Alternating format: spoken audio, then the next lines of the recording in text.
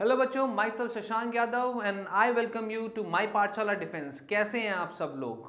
तो जैसे कि आपको पता है कि सीडीएस का रिजल्ट आ गया है, तो बहुत से लोगों को इस दिन का इंतज़ार था और उनकी खुशखबरी आ चुकी है। तो जिनका सिलेक्शन हो गया है उनके लिए खुशखबरी के तरीके से है, पर जिनका सिलेक्शन नहीं हुआ है वो क्या करें, तो कहाँ से शुरू करें तैयारी। तो यहाँ पर आज इस वीडियो में हम लोग देखने वाले हैं, उन सारे बच्चों के लिए बात करने वाले हैं जिनका अभी पहला अटेम्प्ट होने वाला है जो कि CDS 2 होगा, या फिर जिनका दूसरा अटेम्प्ट या तीसरा अटेम्प्ट है, या जो इस बार का पेपर दे चुके हैं बट किसी वजह से वो इस पेपर को पास नहीं कर पाए।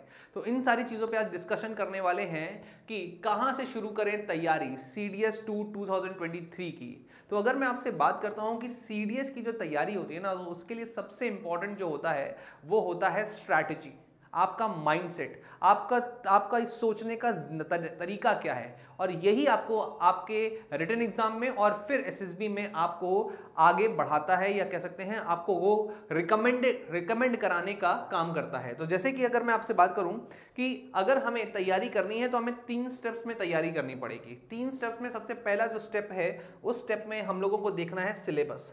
जब मैं बात करता हूं सिलेबस की, तो आपको यहां पर सिलेबस जो है उसके साथ साथ आपको पैटर्न को भी समझना होगा।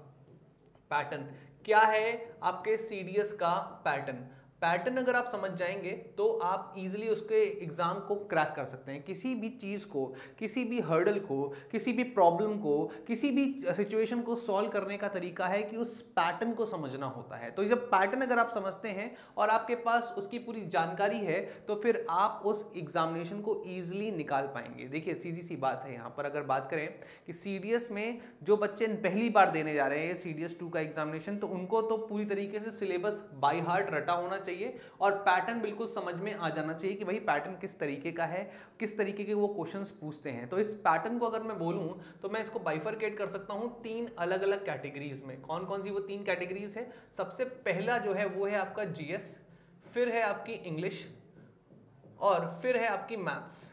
तो ये 3 आपके एग्जामिनेशंस होते हैं, 2-2 घंटे के एग्जामिनेशन होते हैं, बहुत ही एग्जॉस्टिव ये एग्जामिनेशन होता है। तो यहाँ का और यहाँ का दोनों की टेस्टिंग होती है और इसमें जो सबसे बड़ी टेस्टिंग है वो है आपकी GS की, ठीक है। अच्छा, जो बच्चे OTA की तैयारी कर रहे हैं तो उनको सिर्फ और सिर्फ इंग्लिश और GS देना होता है, मैथ्स उनको नहीं देना होता। ये मैं आपको उन बच्चों को बता दूं कि जिनको नहीं पता है ये चीज़। तो IMA के लिए तीनों एग्जामिनेशन देने होते हैं और OTA के लिए फर्स्ट और सेकंड, मतलब GS और इंग्लिश ही देना होता है, ठीक है। आया समझ में? चलिए, तो सिलेबस क्या है? सिलेबस आप नोटिफिकेशन जब आएगा, नोटिफिकेशन कब आने वाला है? नोटिफिकेशन आपका आने वाला है इसका CDS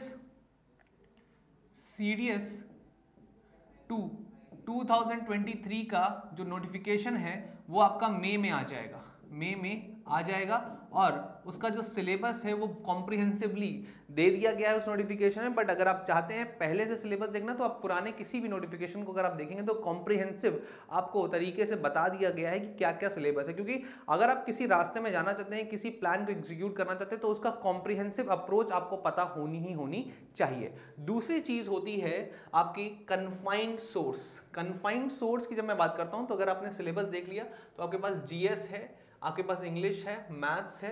GS अपने आप में टोटल 10 सब्जेक्ट्स को लिए हुए है। इसमें हिस्ट्री है, ज्योग्राफी है, इकोनॉमिक्स है, साइंस में बायो है, केमिस्ट्री है, फिजिक्स है, एनवायरनमेंट है, करंट अफेयर्स है एंड मेनी मोर, ठीक है।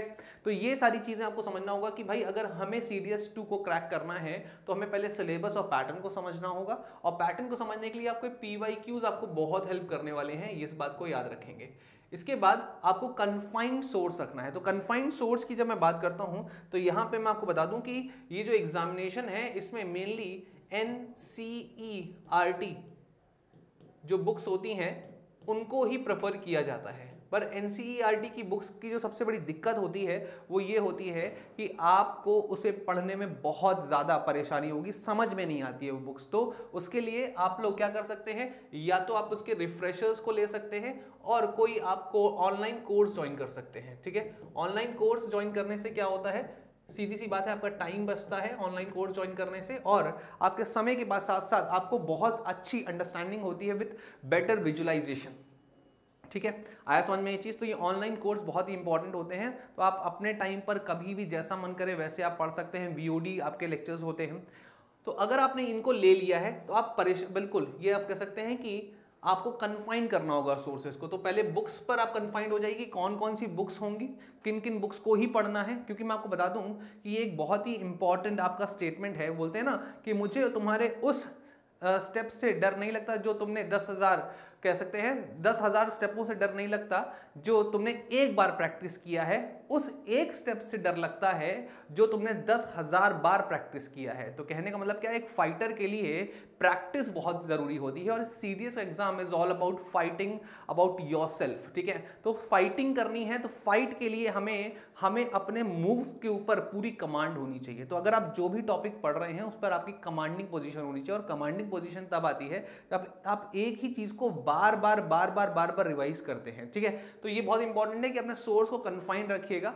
और सोर्स को कन्फाइंड में आप सारे स्टैटिक का पोर्शन जो है वो एनसीईआरटी बुक से पढ़ लीजिए और उसके साथ साथ आप PYQs लगाइए। अगर आप इससे ज़्यादा कुछ कर रहे हैं तो आप अपना टाइम वेस्ट कर रहे हैं, इससे ज़्यादा कुछ भी नहीं करना। और आपकी बेटर अंडरस्टैंडिंग के लिए आप कोई ऑनलाइन कोर्स ज्वाइन कर सकते हैं। ठीक है, इसके बाद अगर आपने पहले सिलेबस देख लिया, आपके जो सोर्सेज हैं वो कन्फाइन कर लिया, आपने अपने बुक्स को निकाल लिया है, और उसके बाद फिर आपको करनी है प्रैक्टिस। नोटिफिकेशन के आने से पहले आपके पास ये दोनों चीज़ें तो होनी ही होनी चाहिए। और इसके साथ साथ आपको मैं बता दूं कि प्रैक्टिस के लिए आपके पास मॉक टेस्ट होने चाहिए।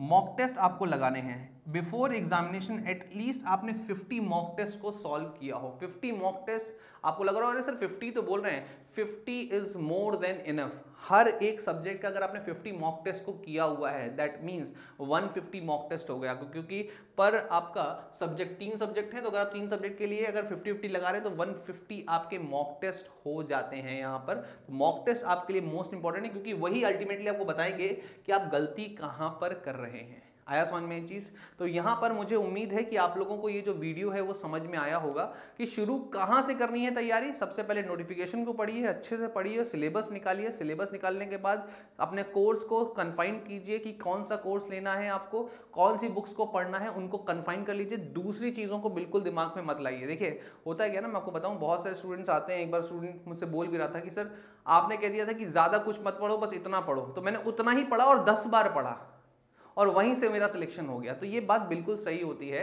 कि आपको उन सारी चीज़ों पर ज़्यादा फोकस। देखिए होता क्या, जीएस और इंग्लिश इतना ज़्यादा रहती है कि इतने सारे वोकैब कैसे याद करेंगे, इतने सारे आप जीएस कैसे याद करेंगे। तो इसके लिए बस एक सिंपल सा ट्रिक है। सिंपल सा ट्रिक क्या है?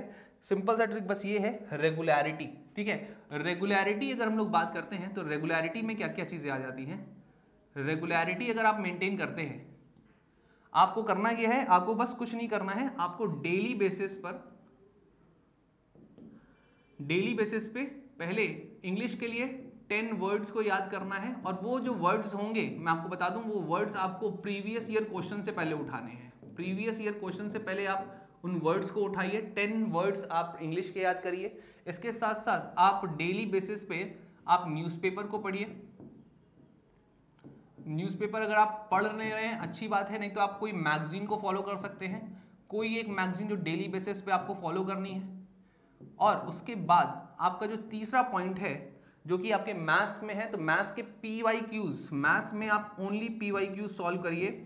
ठीक है, उनको ही आपका पूरा बेस, उसी से आपका पूरा बेस सॉल्व हो जाएगा मैथ्स के लिए। मैथ्स के लिए अगर आप एक्स्ट्रा में जा रहे हैं तो आप अपना टाइम वेस्ट करेंगे क्योंकि कन्फाइंड सोर्स आपको रखना है। वही सेम कॉन्सेप्ट्स बार बार रिपीट होते हैं और आपको PYQs अगर आपने लगा लिए तो आपको और कुछ लगाने की ज़रूरत नहीं है। अब बात आती है इंग्लिश की, मैंने बता दी, इसमें मैंने करंट अफेयर्स बता दिया। जीएस में जो स्टैटिक पोर्शन है, जीएस स्टैटिक पोर्शन, तो स्टैटिक पोर्शन के लिए आप सबसे पहले सिलेबस को निकालें। और सिलेबस आपका क्या है? सिलेबस बस और बस आपका है क्या? सिर्फ एक, वो है NCERT। NCERT।